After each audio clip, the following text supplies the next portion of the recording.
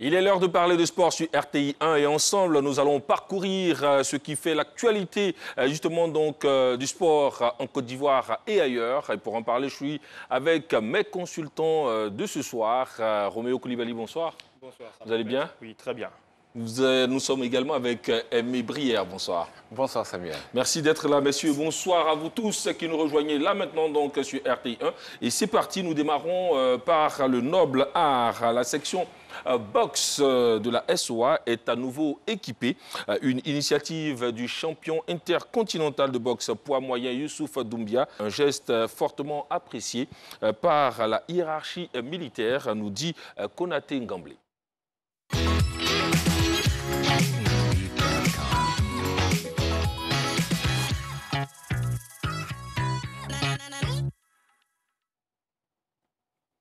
Récemment sacré champion intercontinental de boxe des poids moyens, Youssouf Doumbia entend accompagner le développement de la boxe au sein de l'armée. Youss Laboboulé a fait don d'une centaine de paires de gants à la sélection boxe de la société Omnisport de l'armée. Par cette action, Youssouf Doumbia apporte ainsi son soutien à cette discipline sportive pratiquée au sein des armées en vue de sa valorisation. Ce don, considéré comme un ouf de soulagement pour les pratiquants de ce sport, vient ranimer la boxe qui se meurt au sein des armées par un déficit de matériel quasi inexistant et des conditions de vie et de travail presque en ruine. Un geste fortement apprécié par le président central de la SOA, le général de brigade Dem Ali Justin et le général de division Ndri Kwame Julien, chef d'état-major général des armées adjoints, qui ont salué l'initiative et exhorté les athlètes à en faire bon usage. Une occasion pour Youssouf Doumbia de présenter ses titres de champion d'Afrique 2019 et la ceinture intercontinentale des poids moyens décrochée le 18 décembre dernier face à l'Argentin Adriel Nicolas. Roméo Koulibaly, c'est l'une des actions du champion parmi tant d'autres qu'il effectue. Effectivement, il sait aujourd'hui tout le poids de ses exploits. Et pour encourager cette nouvelle génération, il se tourne vers la société Omnisport de l'armée. Il a dit hier, il est quand même parrainé par le ministre de la Défense et Premier ministre de la République de Côte d'Ivoire. Donc c'est le juste retour du bâton. Espérons que le noble art puisse renaître au sein des armées pour qu'on ait encore de beaux champions. Aimé Brière, on le voit, notre champion profite bien de son leadership pour redorer le blason, on dira, et l'image de la boxe locale. Et c'est justement, Samuel, le premier geste de Doumbia qui a donné un nouvel élan à la boxe qui, il faut bien le dire, ne fonctionnait pas comme on l'attendait depuis bien longtemps. Eh bien, l'acquisition de haute lutte de son titre de champion du monde a donné un nouvel éclairage à la discipline, mais il ne s'est pas contenté de cet exploit. Il s'est rapproché des clubs et c'est là une opération de charme, celle qui consiste à faire un don à la SOA, mais ce n'est pas un donataire anodin que cette équipe de la SOA, parce que les militaires sont un club omnisport, plutôt performant, que ce soit en football où la SOA a été championne de Côte d'Ivoire, en volleyball où elle dispute régulièrement les play-offs, et en handball également. Eh bien, la SOA, la Société du sport de l'armée, est un acteur très important de toutes les disciplines sportives en Côte d'Ivoire et l'implication des plus hautes autorités de l'armée y est pour quelque chose. On l'a vu lors de cette remise de dons. Eh bien, bravo aux champions, bravo à la SOA et puis on espère de nouveaux combats et de nouveaux gestes pour d'autres clubs. Et pourquoi pas. Prenons à présent la direction de Marcory où nous avons vécu un week-end sportif particulièrement intéressant avec la première édition du tournoi catégorie U14 organisé par l'association des jeunes solidaires de Marcory. Au terme de 48 heures de compétition, les tout-petits de Sobéa sont sortis victorieux donc en finale face à FC Invincible. Le point complet avec Konaté Ngamblé. Sobéa FC, vainqueur du tournoi Petit Poteau U14, doté du trophée César Célérier. Auteurs d'un parcours sans faute, les tout-petits de Sobea ont dû recourir au tir au but pour l'emporter face aux Blancs de FC Invincible. Dans un match extrêmement animé, les deux équipes se tiennent jusqu'au coup de sifflet final. 0-0 au terme du temps réglementaire. C'est finalement à l'épreuve fatidique des tirs au but que Sobea s'impose 2-1 grâce à un tir victorieux de son capitaine Eli Thuram. Je suis vraiment heureux d'avoir gagné cette coupe. Nous nous sommes donnés à fond afin que nous gagnions cette coupe. On a beaucoup travaillé pour les phases éliminatoires jusqu'à arriver en finale. Nous avons perdu en séance de tir au but. Nous sommes dessus, mais contents pour le vainqueur. Donc nous allons nous ressaisir l'année prochaine. Vainqueurs, finalistes malheureux et équipe fair play, tous ont été récompensés dans une ambiance festive pour clore cette belle journée sportive destinée à renforcer les liens entre les jeunes de la commune de Marcory. Déjà, j'adore les enfants, donc les accompagner, c'est un honneur de voir ce qu'ils sont en train de faire en ce moment. Ils se surpassent quand ils ont des moments de jeu comme ça, de partage. Pourquoi pas les accompagner complètement? Dans le seul but de pouvoir apporter de la joie et de l'amour autour d'une même communauté, vu que nous savons tout ce qui se passe en Côte d'Ivoire, et nous avons souhaité organiser ce tournoi pour apporter de la joie à la commune de Marcory. Ces équipes ici de la commune ont participé à cette compétition organisée par l'Association des jeunes solidaires de Marcory. Rendez-vous est pris l'année prochaine pour une autre édition. Et voilà donc, c'était l'essentiel de l'actualité nationale. Marquons cette courte pause et on se retrouve pour parler du CHAN.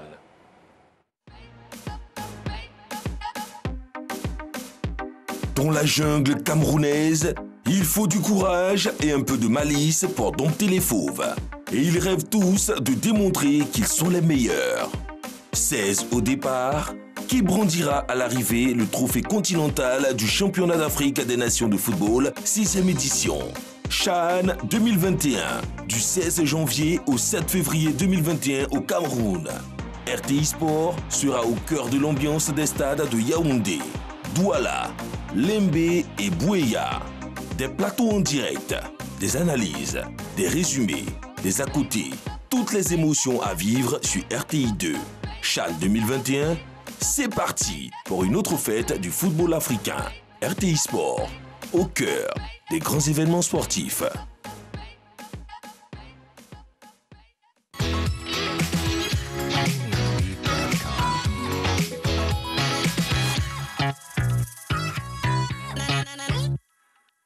L'actualité internationale particulièrement rythmée par le CHAN 2021 qui en ce moment donc donne des couleurs au Cameroun. Et nous avons eu droit hier donc à des matchs assez intéressants dans le groupe D.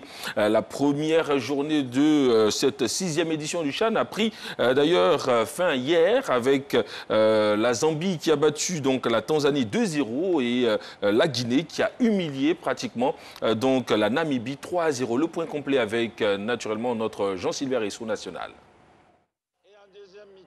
Sans surprise, la Zambie a dicté la loi à la Tanzanie, son premier adversaire du CHAN.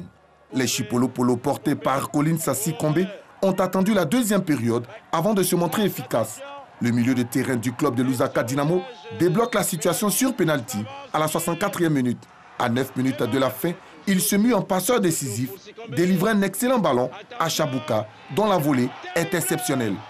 Une très bonne opération qui rassure les Zambiens avant le choc du 23 janvier contre la Guinée.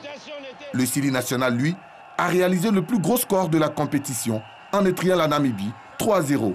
Le festival offensif des Guinéens débute avec cette offrande d'Emmanuel Eita à Yacouba Bari.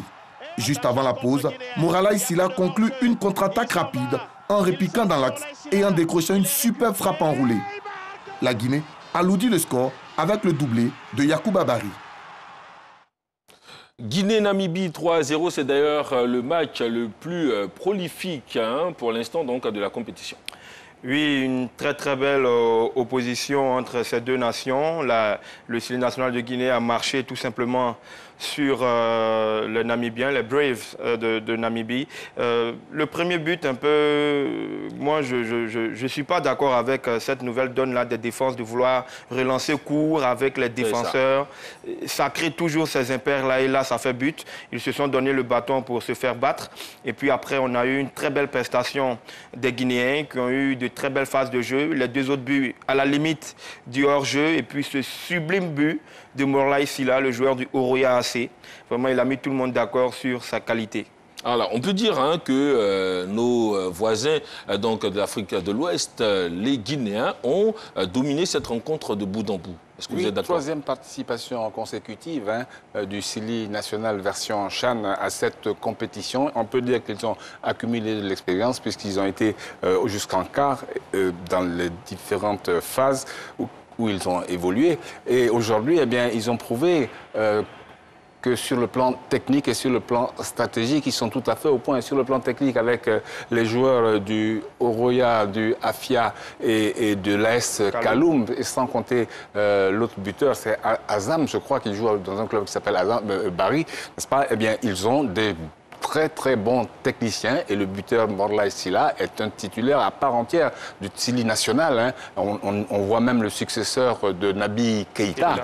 Et puis Moussa Camara est le gardien de but remplaçant de cette même équipe du Sili. Eh bien, cette expérience lui a parfaitement servi devant une équipe des Brave Warriors qui n'avait ni le même coffre sur le plan technique, ni la même stratégie dans le jeu. Alors n'oubliez pas que Bangoura, le coach guinéen, a coaché ces joueurs-là depuis qu'ils ont évolué dans les phases de jeu jusqu'à maintenant. N'oublions pas également que le sélectionneur Didier Six DA était présent à Yaoundé pour donner un coup de pouce aux joueurs du CHAN et éventuellement récupérer de nouvelles recrues. Eh bien, de match, il n'y en eut point. 3-0, des buts de belle facture. Et on reviendrait sur ce que Roméo a dit. Quelle est cette nouvelle mode, quelle est cette nouvelle tactique qui veut faire des 6 yards et des 18 mètres la première rampe de lancement. On donne des occasions de but à l'adversaire parce que les gardiens de but ne sont pas tous adroits balle au pied. Et voilà comment ça se fait, parce qu'on a vu évoluer de la sorte le Barça. À cette occasion, le Barça n'a pris 8 une fois. Et on voit les grands clubs évoluer de la sorte. On veut faire la même chose. Eh bien non. Il faut revenir. Il faut avoir toute la maîtrise avant de se lancer. Il faut revenir aux fondamentaux. Voilà. C'est clair. Il faut revenir aux fondamentaux. Alors, comment expliquez-vous justement cette faiblesse des Namibiens? Est-ce que sur tout le match, ils ne se sont pas retrouvés? Ils se sont présentés avec une formation défensive, évoluant en 4-5-1. Quand on évolue en 4-5-1, on densifie le milieu de terrain pour déjà en faire la première rampe défensive avant d'arriver aux 4 défenseurs. Donc, dans ce cas de figure, il est difficile de se porter en attaque. Et le 9 nominal, Kabindou, a été totalement scellé. Il a été barricadé par la muraille défensive guinéenne. Doumbia et Traoré l'ont littéralement bouffé. Il n'a pas existé. Certes, au milieu de terrain, ils ont pu entre guillemets, contenir la maestria des Guinéens, mais en attaque, ils n'ont pas existé. Et quand derrière, vous encaissez un but matinal sur une bourde, automatiquement, ça pèse dans la tête. Et revenir dans le match, ça a été compliqué. Ils ont trouvé en face une équipe guinéenne qui en voulait, une équipe guinéenne joueuse avec des joueurs qui se côtoient, 6 joueurs pratiquement du Oroya AC. Ça veut dire qu'ils ont une colonne vertébrale assez huilée. Et quand vous avez en face une équipe namibienne qui joue avec le frein à main, eh bien, vous encaissez. C'est clair. Alors, pour l'instant, les Guinéens donc, sont tête de groupe, voilà, avec cet exploit-là. Mais est-ce que cela peut durer, vu, on dira, donc, la performance actuelle? Eh bien, il est important de ne pas manquer son entrée en compétition. Alors, non seulement le Sili a remporté ce match, mais le Sili l'a remporté avec la manière, donnant un signal très fort à ses adversaires. Et la configuration de ce groupe D nous fait ressortir déjà 2 équipes en pôle. Et ce n'est pas un hasard de retrouver les équipes les plus expérimentées, les équipes qui ont un jeu d'attaque et une organisation générale bien assise, d'accord? Mais c'est sûr que les Guinéens ont frappé un grand coup. Alors, ça me rappelle que, eh bien, les autres équipes sont rentrées dans la compétition avec un peu la peur au ventre. Parce que quand on dit qu'il est important de ne pas manquer son entrée en jeu, eh bien, il est important de ne pas se faire battre d'emblée, parce que dans ce cas-là, eh bien, on compromet ses chances. Alors, on ne va pas prendre trop de risques non plus pour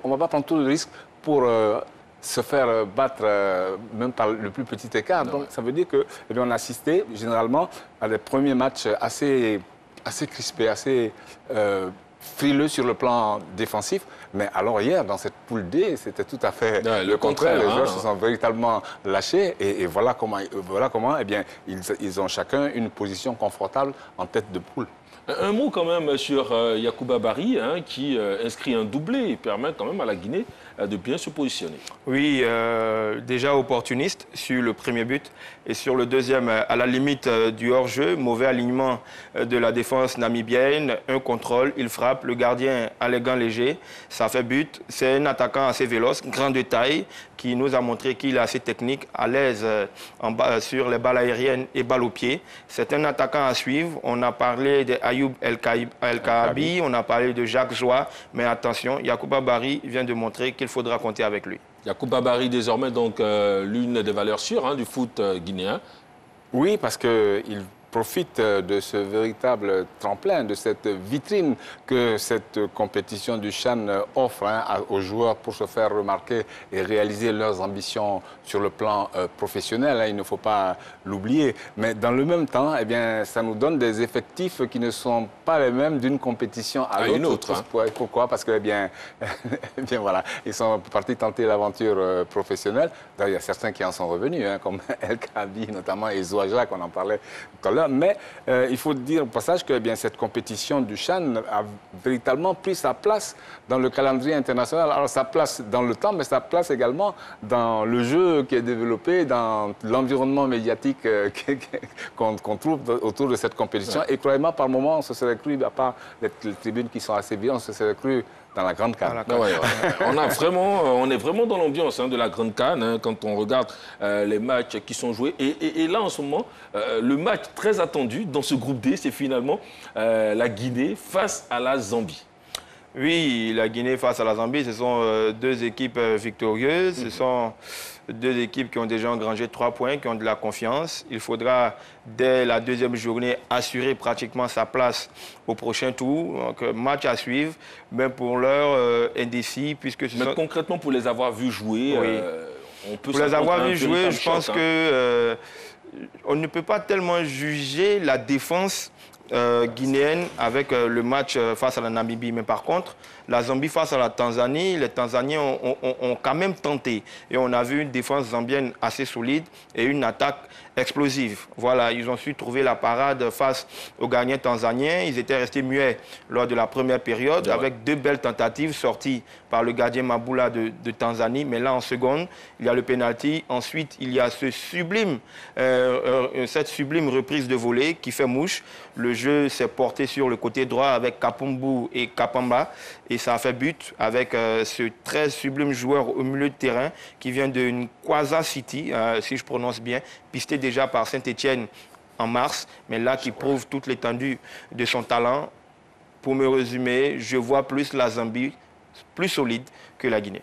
Plus solide que la Guinée. Alors, ça nous permet de parler... Moi, je pense que... Est-ce que vous êtes du même avis, d'abord? Moi, je pense que... Enfin, une chose est sûre, c'est que les deux équipes sont obligées de jouer quand même un peu. Pourquoi? Parce que, eh bien, on a beau se dire, bon, c'est pas un match décisif, chacune d'elles a 3 points, elles peuvent se contenter chacune de nul. On ne sait jamais, ce n'est pas la même configuration que si ces deux équipes se retrouvaient en dernière journée avec chacune 4 ou 6 points dans l'escarcelle. Les deux équipes vont devoir jouer. Eh bien, ce sera une opposition de style, il faut bien le dire, des Guinéens... Ouverte ou fermée, selon vous? Ce sera très ouvert côté guinéen. Ça le sera un peu moins côté zambien, c'est sûr. Mais ça donnera une confrontation qui sera très intéressante à suivre pour peu que les deux équipes ne talent pas chacune sur un match nul. Ben ouais, c'est clair. Mais en même temps, nous profitons pour parler de ce Zambie-Tanzanie 2-0. Est-ce que c'est juste de dire que la Zambie a usé de son expérience pour faire chuter la Tanzanie? La Zambie a usé de son expérience et surtout la Zambie a su tirer la leçon d'une première mi-temps assez quelconque de sa part. D'ailleurs, dans cette première mi-temps, qu'il s'agisse des hommes du Serbe Sredojevic ou de Ndaïra Jigé, eh bien, le jeu paraissait quelque peu décousu. Pourquoi? Parce que dans chacune des équipes, eh bien, on n'avait pas investi un véritable meneur de jeu. Ça nous a donné un peu un jeu à l'emporte-pièce, mais la Zambie, au retour des vestiaires, a très vite... réviser ses batteries. Et on a vu dans toute sa capacité à jouer ce numéro 7, Kapemba. Alors, c'est curieux parce qu'il mène l'action qui amène le penalty et le premier but de Chizombe, lui-même omniprésent. D'ailleurs, c'est lui qui a été élu homme du match. C'est ça, c'est ça. Et puis il sort parce qu'il ne se sentait pas bien. Quand il est sorti de ce numéro 7, on s'est dit, mais il est trop tôt pour les Zambiens de fermer la boutique. Eh bien non, il ne fermait pas la boutique, il remettait le même joueur, les mêmes caractéristiques. C'est Samou, le numéro 8, Samou Chewe, qui est rentré et qui, lui aussi, est venu participer en compagnie du même Chizombe à cette action magnifique qui a amené le deuxième but et qui a mis fin au débat. Franchement, ce deuxième but de belle facture. On en parle dans quelques instants, mais là, on voit que la Zambie est coutumière du fait. Donc, une nation qui démarre toujours très fort, le CHAN, comme c'était le cas au Maroc en 2018. Et même comme c'était le cas également ici à Abidjan en 2009. C'est une équipe habituée à commencer sur des chapeaux de roue, mais qui finit souvent en feu de paille puisqu'elle n'a pas encore soulevé ce trophée. C'est une équipe qui est habituée aux joutes africaines puisque, on va dire, 60 à 70% des joueurs qui jouent le CHAN sont ceux-là qui jouent la CAN et les éliminatoires de la Coupe du Monde. Ce sont des joueurs qui veulent prouver puisque les Chipolo-Polo sont quand même des garçons qui aiment le foot, qui adorent le foot, c'est du football total. Et quand vous avez un leader d'attaque comme Chaboula, il faut retenir également que ce garçon, c'est celui-là qui a marqué le doublé face au Swaziland, qui a permis à la Zambie d'accéder au CHAN. Donc, il est coutumier du fait d'inscrire des buts. Et là, je pense qu'il faut compter avec lui. Et Swatini. Ouais. L'artificier Chaboula, vous avez aussi... Et Swatini, voilà, c'est ça. N'est-ce pas? Vous avez aussi quelque chose à dire sur cet artificier? Eh bien, c'est surtout la capacité de la division offensive des Zambiens à réaliser des enchaînements. Sur les deux réalisations d'hier, qu'il s'agisse du penalty qui est consécutif à une action offensive d'envergure, eh bien, on est parti de sa moitié de terrain. On est passé à passe redoublée avec des changements de rythme et on a mis totalement hors de position cette défense tanzanienne et les réalisations sont venues d'elles-mêmes. Bon, et puis ils ont manqué 1 ou 2 buts tout faits, il faut bien le dire. Ça veut dire que ces Zambiens-là, eh bien, ils en ont encore sous les crampons. Ils n'ont peut-être pas tout montré. Le match contre le Chili, ce sera l'explication de cette poule D, sera peut-être l'occasion pour eux de manifester leur intention d'aller le plus haut possible. Mais pour l'instant, analyse pour analyse, où est-ce que ces Tanzaniens, concrètement, ont péché? Parce qu'ils ont fait trembler, ils ont réussi à faire douter quand même les Zambiens à un moment. Offensivement. Dans l'animation de jeu, on a senti... Ce sont deux équipes qui ont quand même un football assez sensible. Ils ont tenu la dragée haute pendant toute une première période, surtout avec l'apport de leur gardien. En seconde période, les Zambiens ont haussé le niveau de jeu. Malheureusement, la Tanzanie n'a pas suivi.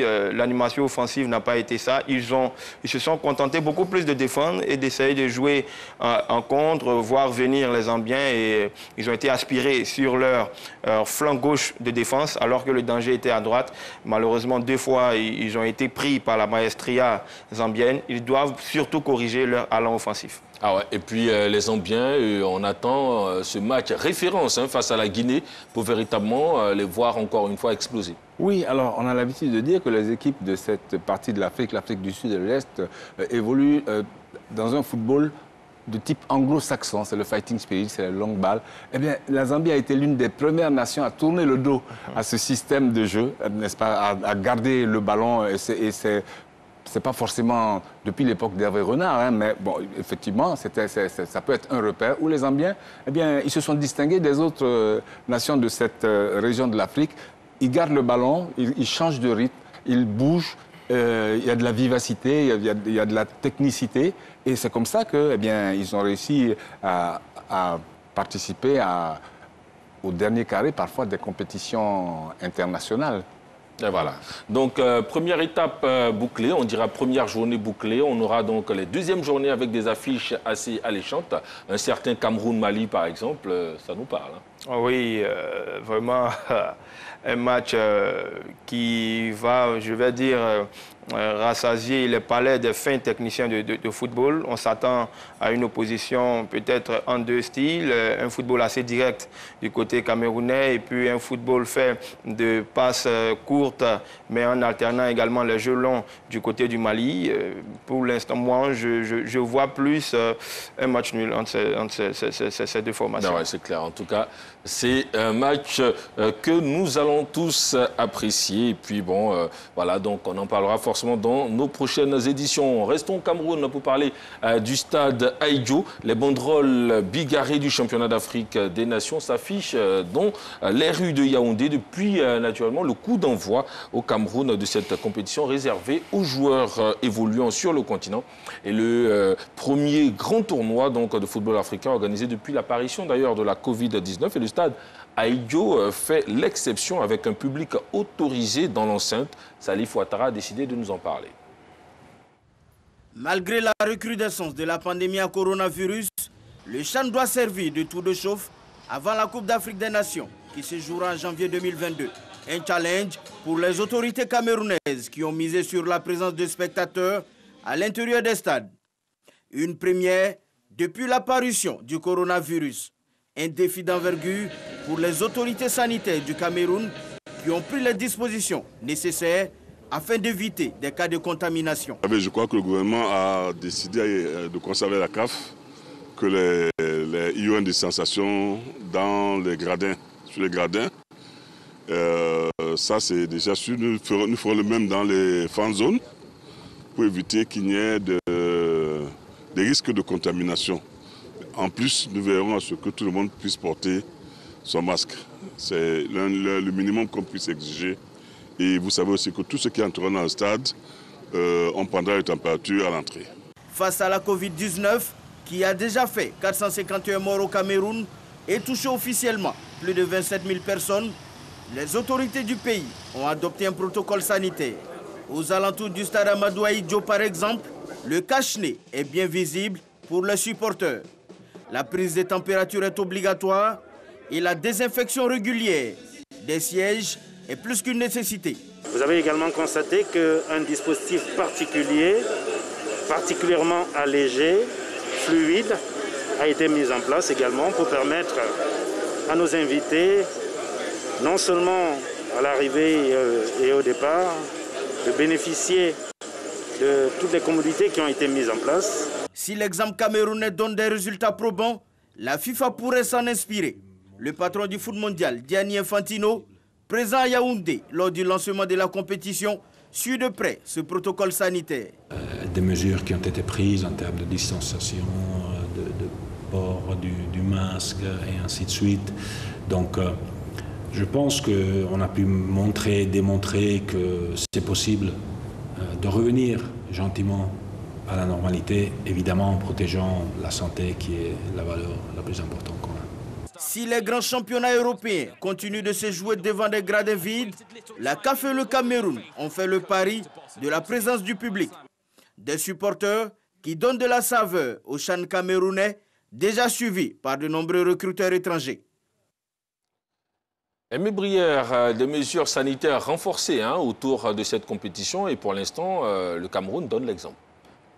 Le Cameroun a donné l'exemple, mais sur certaines images isolées, eh bien, nous avons constaté qu'il y avait un laisser-aller. Est-ce que c'est l'enthousiasme de voir les Lions indomptables jouer sur cette magnifique pelouse du stade de Yaoundé? Toujours est-il que nous pensons qu'il faudrait plutôt serrer davantage les vis parce que, eh bien, on a constaté dans de nombreuses parties du terrain que, eh bien, les mesures barrières n'étaient pas tout à fait respectées, notamment le port du masque. Et puis, autre constat, on a demandé que le stade la jauge soit ramenée à 25% de la contenance du stade. Si le stade de Yaoundé fait 42 000 places, à ce moment, on aura 10 000 personnes. Moi, j'ai eu l'impression qu'à un moment, il y avait beaucoup plus de 10 000 personnes. Alors, le match contre le Mali sera un test. Parce que eh bien, c'est un match qui va passionner tout le Cameroun. Eh bien, ce sera peut-être l'occasion de montrer qu'effectivement, ces mesures barrières sont respectées pour préserver la santé de tout un chacun. Aussi difficile que la chose soit de maintenir les mesures barrières, il faudra s'y conformer pour espérer naturellement donc, que les autres compétitions se tiennent aisément. Voilà, autant qu'on se félicitait du fait d'avoir au moins du public dans ces enceintes de football, autant il faut tirer la sonnette d'alarme. C'est vrai que le comité d'organisation à essayer, bien sûr, de marquer les sièges où l'on doit s'asseoir. Il y a une prise de température, il y a les gels-mains qui sont distillés à l'entrée du stade, il y a beaucoup de choses, le port du masque, mais une fois qu'on est dans l'enceinte, il y a cette passion-là, il y a ces émotions qu'on ne contrôle pas forcément tout le temps, qui font qu'on oublie un tant soit peu ces mesures, mais il faut savoir raison garder et comprendre que nous sommes dans une période exceptionnelle et puis se conformer à ces règles-là. Si on ne veut pas, pour la suite de la compétition, avoir des gradins totalement vides. Ben ouais, c'est clair. Le football camerounais, on en parle toujours. Rien ne va plus entre la Fédération camerounaise de football et la FIFA, nous dit Moyabi Diabaté. 24 heures après l'annulation du dernier processus électoral de la FECAFOOT, la FIFA a pris la résolution d'accorder un mandat exceptionnel au comité exécutif déchu dirigé par Seydou Mbombo Ndioya. Suivons. Du tribunal arbitral du sport annulant le dernier processus électoral de la FECAFOOT de décembre 2018, la FIFA a réagi. Selon l'instance mondiale de football, les dirigeants déchus de la Fédération camerounaise de football restent en fonction. Compte tenu des circonstances du cas en question et pour les motifs retenus par le TAS, la FIFA considère que la nécessité d'assurer une continuité de service jusqu'aux nouvelles élections dans les meilleurs délais justifie de laisser aux organes actuellement en place le soin d'assurer l'intérim de la FECAFOOT. Dans sa correspondance adressée samedi au secrétaire général de la FECAFOOT, Fatma Samoura explique que cette décision a été prise en conformité avec le paragraphe 235 de l'exposé des motifs du verdict du TAS, lequel dispose en substance qu'il appartient aux organes actuellement en place de finaliser dans les meilleurs délais le processus d'adoption des statuts et des tests réglementaires nécessaires dans le respect des statuts 2012, puis d'organiser sur cette base de nouvelles élections. Ainsi, la FIFA accorde donc un mandat exceptionnel au comité exécutif déchu qui assure désormais l'intérim. Celui-ci sera limité aux tâches permettant d'assurer la continuité des affaires courantes et celles liées à la finalisation à brève échéance du processus d'adoption des statuts et tests réglementaires requis et l'organisation de nouvelles élections. Un nouveau rebondissement qui sonne comme un véritable coup de massue pour Seydou Mbombo Ndioya et son comité exécutif. Alors, on peut dire, contrairement à ce que Moyabi nous a annoncé, que plutôt tout va bien entre la FIFA et la Fédération camerounaise de football. N'empêche qu'il y a du rififi au niveau de cette FECAFOOT. Pourquoi? Parce que le TAS a déchu le comité exécutif. Alors, qu'est-ce qui s'est passé lorsque ce comité exécutif a été déchu? Eh bien, les clubs sont tout de suite montés au chrono pour dire que le comité du président sortant Dombo n'a plus rien à faire à la fédération. Ouais. Voilà. Et qu'est-ce qui s'est passé? Eh bien, tout le monde a été embarqué au poste de police pour être interrogé. Le fait est que quand on considère cette décision de la CAF, elle a été dénoncée par Hamadou, le président de l'Étoile filante, eh bien, on se dit qu'il y a quand même quelque chose qui n'est pas normal, parce que vous condamnez à la déchéance un comité exécutif et vous lui dites de continuer à travailler, en plus de changer les textes. N'est-ce pas, de faire un certain travail. Vous savez, quand on déchoit un comité exécutif, pour moins que ça, on met un comité de normalisation, toute ressemblance avec une situation déjà existante, évidemment fortuite. Mais le fait est que, voilà, c'est un peu illogique. Voilà. C'est un peu illogique et les présidents camerounais dénoncent un retour à la colonisation, tout simplement. Alors, mon cher, comment analysez-vous cette situation? Moi, ça me fait sourire. Ah bon? Ça me fait sourire parce que l'élection 2018, décembre 2018, déjà a soulevé beaucoup de polémiques. Ensuite, dans le courant de l'année 2019-2020, il y a eu une crise entre la FECAFOOT et la Ligue professionnelle de football qui est encore en suspens. Elle a été suspendue. On attend encore les débouchés de cette crise-là. Et là, c'est des suspicions de je ne vais pas dire corruption, mais d'abus de confiance et de jeu d'intérêt dans les sélections à prime et les sélections jeunes. Il a été rapporté que le président sortant Mbombo Ndioya et un international camerounais que nous connaissons très bien, usent de leur influence pour que leurs poulains ou ceux qui sont membres de leur réseautage puissent être dans la liste des sélections A', A et des sélections de jeunes. Tout ceci a induit le TAF à les suspendre. Le TAS qui est l'instance arbitrale suprême au niveau du sport. Et aujourd'hui, on voit la FIFA, je ne vais pas dire... Qui vient en pompier. Qui vient en pompier ou en père de famille pour dire exceptionnellement, puisqu'on ne peut pas ceci, on ne peut pas cela, on va vous garder en fonction pour que vous-même, vous puissiez toiletter les textes qui vous sont reprochés pour que vous-même, vous puissiez corriger les impairs qu'on vous reproche. Je pense que pour moins que ça, un comité de normalisation a été installé. Il ne faut pas faire 2 poids 2 mesures. Ici même, l'élection n'a même pas eu lieu qu'on a installé un comité de normalisation. Là-bas, l'élection a eu lieu et a été jugée frauduleuse et on permet à cette institution-là de se corriger pour élire un nouveau président. On ne peut pas être juge parti. Et on dit à l'institution en plus, donc c'est un mandat exceptionnel, une institution qui s'installe de façon intérimaire, mais organisée rapidement, donc une autre élection. C'est cela. Et moi, ce qui m'étonne un peu, qui me surprend un peu, c'est que en ce moment, au Cameroun, nous avons la présence du patron de la FIFA. C'est cela. Et qui ne s'est pas exprimé sur ce sujet. Et c'est véritablement un sujet qui interpelle la fêtière du football mondial. Parce que dès que le TAS a pris la décision de déchoir le comité exécutif, eh ben, il peut, à la limite, s'occuper des affaires courantes qui jusqu'à la fin de la saison, jusqu'à la fin du CHAN, mais il ne peut pas s'engager dans une autre mission aussi importante que celle de faire de nouveaux textes pour procéder aux élections. Donc il faudra voir ce qu'il y a à rectifier parce que ça manque un peu de logique. Hein. Moi, pourquoi, selon vous, le Cameroun, sinon la FIFA subitement est si clémente envers le Cameroun? Ouais, je vais dire peut-être c'est pour ne pas mettre un peu d'eau dans le gaz avec le CHAN qui se déroule actuellement, également avec la CAN qui doit arriver dans quelques mois. Mais je pense que la FIFA, pour moi, aurait d'abord dû prendre acte et essayer, juste après le CHAN, d'installer peut-être un comité. Parce que c'est comme si là, la FIFA déboute carrément le TAS.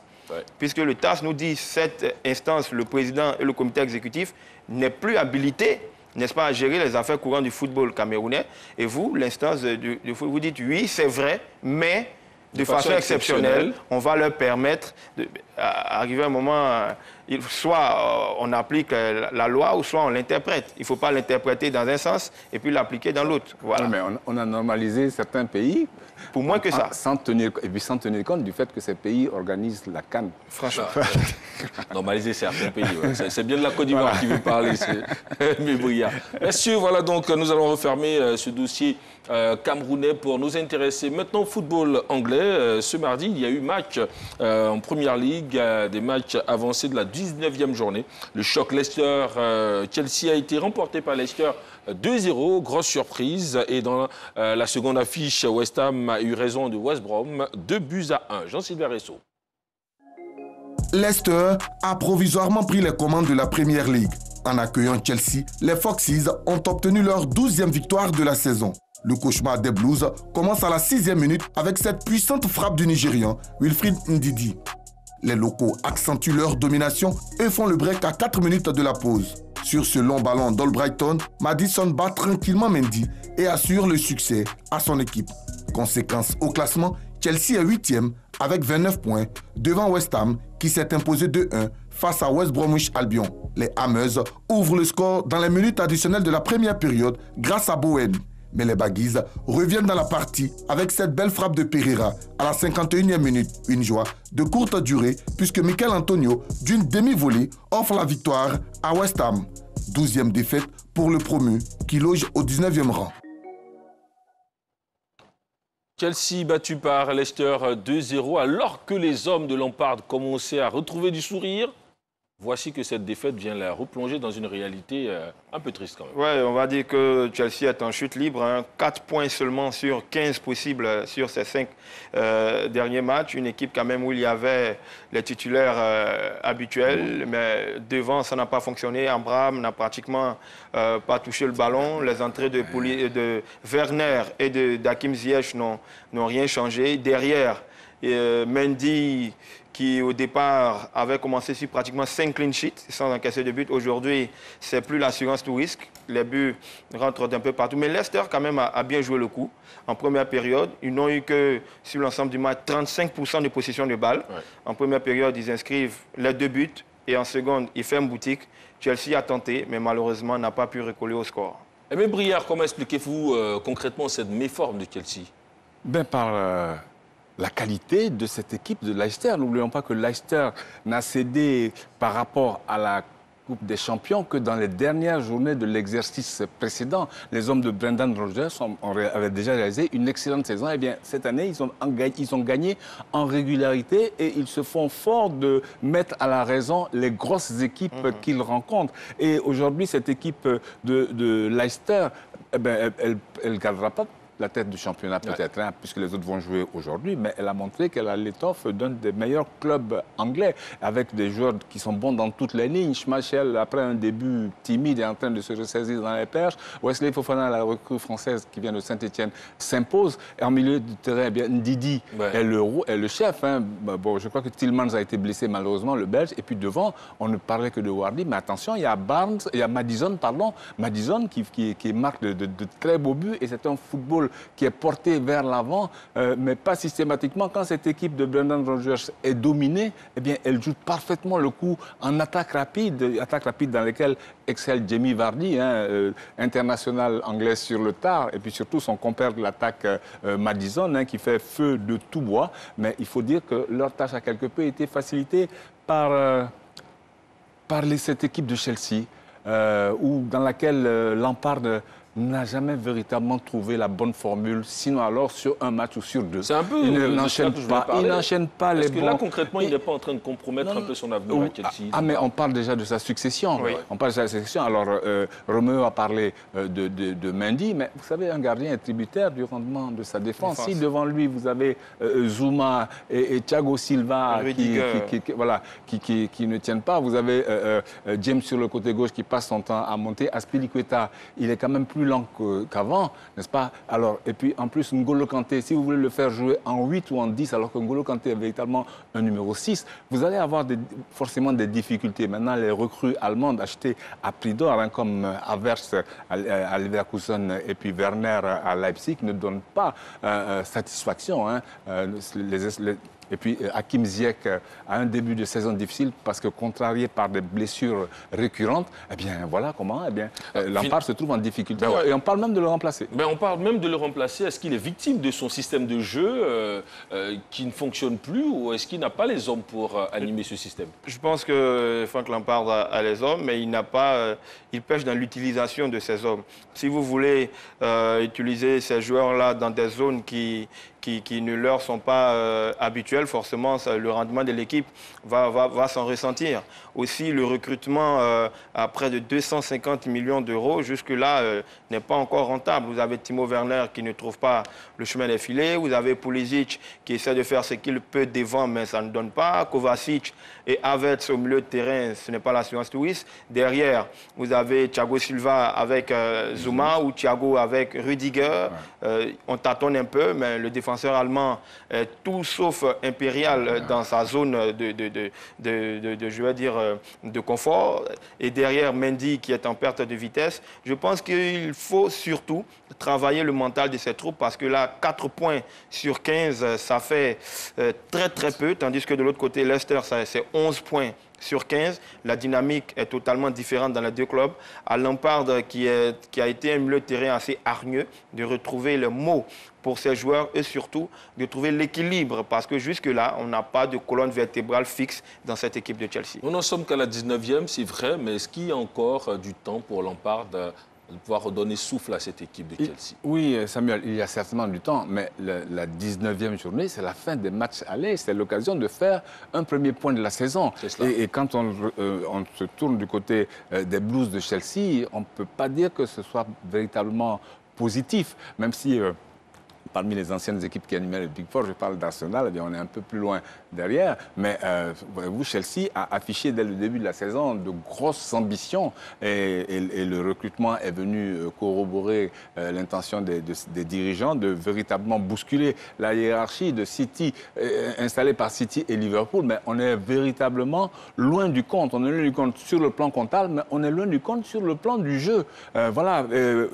On ne sait pas finalement. Les Blues ne font plus rêver. Ils ne font plus rêver, et c'est laborieux. Ils sont laborieux dans leur manière d'évoluer. Peut-être qu'ils ont pris trop de jeunes en même temps. Vous prenez James, Mason Mount ou Tammy Abraham. Bon, c'est des joueurs qui sont assez inexpérimentés, si vous voulez. Il faut les mettre dans l'équipe à dose homéopathique. Mais il faut également, dans ce cas-là, que les anciens qui sont qui sont censés tenir la baraque, eh bien, qu'ils remplissent véritablement leur mission. Et ce n'est pas le cas. Et vous savez, tout projet sportif parle d'une défense rigoureuse. Bon, il n'y a pas de défense qui n'encaissera le but, non. Mais il y a une défense rigoureuse, un jeu défensif qui est bien en place, n'est-ce pas? Et à partir du moment où vous n'avez pas cet élément-là, vous ne pouvez pas nourrir de grands projets sportifs. Et la chose avec Lampard, justement, quand il venait, il a fait l'option de jouer qu'avec les jeunes, au lieu de créer cette alchimie entre la vieille garde et naturellement, donc, ces jeunes-là. Oui, parce qu'au départ, Chelsea n'avait pas les moyens de recruter, et puis c'était un peu compliqué sur le plan financier, donc il a fait avec les moyens de bord. Et là, quand il a pris la plénitude de sa tâche, il a décidé de recruter. C'était des joueurs, il s'est porté vers le championnat allemand, qui est sensiblement différent du championnat anglais. Il y a ce temps d'adaptation-là pour ces recrues. C'est vrai que Thiago Silva est peut-être vieillissant, mais c'est quand même un joueur d'une certaine stature. A-t-il pris la mesure, bien sûr, de ce championnat anglais-là? Pour revenir à la question sur le temps, dans ces grandes équipes, on n'a pas le temps. Vous avez le temps, c'est du luxe. On voit un peu avec Miguel Arteta du côté d'Arsenal et également même Solskjaer avec Manchester qui a eu un certain moment, il a été sur la sellette. Le temps, c'est du luxe dans ces grandes équipes. Et aujourd'hui, Chelsea à la 8e place, tout sauf à la place que veut Abramovich. C'est pratiquement la pire moitié de saison qu'a connue Chelsea sous l'ère Abramovich, à part celle de 2015 qui a coûté la place à Mourinho. Donc, Lampard a vraiment du souci à se faire. Il a du souci à se faire. Et est-ce qu'on entrevoit déjà quelqu'un qui pourrait donner, on dirait, de la qualité de jeu à Chelsea? Vous savez, sur le marché des transferts, la plupart des bons entraîneurs sont déjà casés. Donc, on va souffrir le martyre, donner encore la chance à Lampard de travailler avec les Blues, mais je ne pense pas qu'il puisse passer, je vais dire, la saison prochaine. Je pense qu'au mercato estival, il risque de plier le bagage. Moi, je vois même le mercato d'hiver, parce que c'est une situation qui ne saurait le satisfaire lui-même, Lampard. C'est quelqu'un qui est assez entier, n'est-ce pas? Et il apprécie mieux que tout un chacun la situation dans laquelle se trouve son club, une situation dont il est en bonne partie responsable. C'est quelqu'un, sur ce plan-là, il est froid dans son analyse, mais seulement, voilà, il faut faire quelque chose pour les dirigeants, pour les supporters. Il est temps de se réveiller et redonner du bleu donc, à ce championnat-là, parce que justement, les Blues font partie donc, des grosses équipes au niveau de l'Angleterre et Abramovich veut très rapidement retrouver cette place. Oui, puisqu'avant on parlait de Big Four, maintenant ça évolue, on parle même de Big Six. Donc ça veut dire qu'il y a certaines petites équipes comme Leicester qui sont venues bousculer. Bien sûr, vous constatez qu'Arsenal a pratiquement disparu de ce Big Four, de ce Big Six. Manchester United est en train de revenir avec, entre guillemets, la belle saison que fait Ole Gunnar Solskjaer. Donc il faut jouer des coudes parce que dans ce championnat anglais, qui est pour ma part le plus beau championnat au monde, rien n'est joué. Ou même le dernier peut venir à bout du leader 4-0, 5-0. Il faut se réveiller, il est temps de se réveiller. Et nous parlons donc d'un autre match, West Brom, qui s'est fait surprendre pratiquement par West Ham, 2-1. On va dire que West Bromwich est à sa place, 19e, avec 43 buts encaissés, la plus mauvaise défense du championnat anglais. West Ham, David Moyes a su jouer le coup. Ils ont été bousculés, certes, mais il a fallu un gars, Miguel Antonio, un bon renard de surface, bien placé, un attaquant très costaud, qui a une forte palette. Il a su ajuster, se retourner là en pivot et permettre à son équipe de remporter ces 3 points précieux qui leur permettent de doubler Chelsea au classement et de finir cette 19e journée, pour l'instant, à la 7e place. Pour l'instant. Comment est-ce que vous avez vécu ce match, justement? Eh bien, je l'ai vécu difficilement parce que j'ai beaucoup de sympathie pour les équipes promues. West Brom, c'est les Baggies. Ils viennent d'être promus. Ils n'ont pas d'autre ambition que celle de rester en Première Ligue. Et apparemment, ce sera extrêmement difficile s'ils ne se renforcent pas au mercato. En revanche, eh bien, cette équipe des Hammers de West Ham United, ils sont dans la proche banlieue de Londres, est l'une des bonnes surprises de ce championnat. Vous savez, on parlait du Big Four qui se transforme en Big Six. Pourquoi? Parce qu'il y a toujours une ou deux équipes qui viennent bousculer un peu les cadors. Alors, Leicester, ce n'est plus une surprise, mais par exemple, cette année, on a des équipes comme Southampton qui jouent bien. On a des équipes comme West Ham avec leur attaquant Antonio. Alors, David Moyes a été obligé de se séparer de Haller. Enfin, il a réalisé également une excellente affaire. Pourquoi? Parce qu'il n'évolue qu'avec une seule pointe. Et ma foi, il a examiné cette situation-là et le fait que Haller lui rapporterait beaucoup d'argent à l'Ajax. Eh bien, on voit pourquoi West Ham peut parfois se passer de Haller quand l'équipe des Hammers bénéficie de la qualité de buteur de ce Antonio. Il a tout. Il a de la combativité, il a de l'adresse devant les buts, il a de la détermination. Et puis, quand on a un joueur comme ça devant, eh bien, c'est un peu toute l'équipe qui est portée. Ah oui, qui est portée. En tout cas, un petit coucou à notre pépite, Sébastien Haller, qui aujourd'hui fait partie des Ivoiriens les plus cher payés. Oui, et puis, au niveau du championnat anglais. Et du côté de l'Ajax, je crois, si mes souvenirs sont bons, pour son premier match, 2 passes décisives et un but. Je pense qu'il s'est assez adapté au football néerlandais. Puis il est je vais dire, un point d'ancrage pour cette équipe-là qui avait besoin d'un attaquant imposant. Oui, et puis bon, il va se faire à ce jeu qui a fait de petites passes. Oui, c'est pas contre n'importe qui, contre Feyenoord, contre PSV, contre un des équipes du haut du tableau. Non, il a bien réussi son transfert, son passage en tout cas, merci. C'était cela, donc, l'essentiel de ce qu'il fallait savoir sur le foot anglais. Nous parlons du basket pour justement aller aux États-Unis. Et donc, le Jazz de l'Utah a enregistré son 6e succès d'affilée en s'imposant 118-102 face aux Pelicans. Et ils rejoignent les Clippers à la 2e place à l'Ouest. Dans la seconde rencontre, Denver s'est imposé 119-101 face à Thunder. Aude Alegbe, pour son grand retour, nous fait le point. Le Jazz en jaune démarre ce match sur une belle dynamique face à la Nouvelle-Orléans. Donovan Mitchell ouvre la voie et le jeu collectif avec Boran Bogdanovic et Rudy Gobert permet à Utah de creuser l'écart. Williamson, Gigi Redick, Joe Ingles et Niang tentent de ramener les siens dans le jeu. Cependant, Utah, dans le sens de la marche à 3 points, est devant à la pause 55-49. L'écart remonte au-dessus de la dizaine de points pour le Jazz à la reprise. Lonzo Ball et Zion Williamson tentent bien de remobiliser les troupes, mais le Jazz tient fermement son match en main et remporte sans difficulté la partie 118-102. Dans la seconde opposition, Denver en blanc a montré l'un des meilleurs matchs de la saison régulière à l'Ouest grâce à Nikola Jokic, auteur de 27 points, 12 rebonds et 6 passes en seulement 28 minutes. C'est toujours grâce à lui que l'écart grandit au 2 et 3e carton. Dans les rangs d'Oklahoma, chez Gilles Geous, Alexander enregistre 14 points et 7 passes.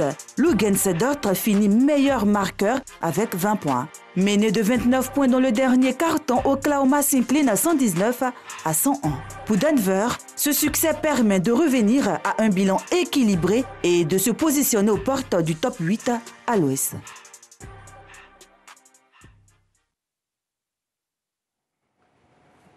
Et voilà, donc c'est ici qu'on s'arrête pour ce JDS. Merci beaucoup, messieurs. Merci. Merci Samuel. Merci pour toutes ces analyses. Merci à Kadi qui a piloté donc la réalisation de cette émission, et à tous les cadreurs et à Aude Alegbe qui nous a accompagnés. D'ici là, portez-vous bien.